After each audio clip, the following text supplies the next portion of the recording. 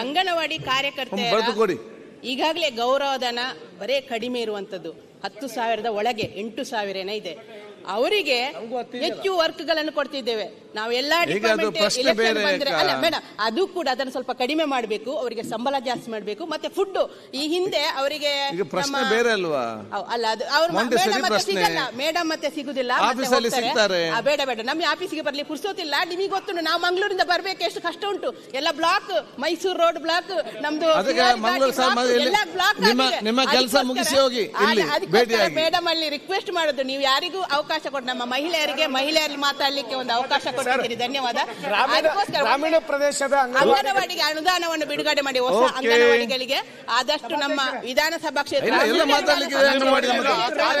ಕಾಲದಿಂದ ಅನುದಾನ ಒದಗಿಸಿಕೊಡ್ಬೇಕಂತ ವಿನಂತಿ ಮಾಡ್ತಿದ್ದೇನೆ.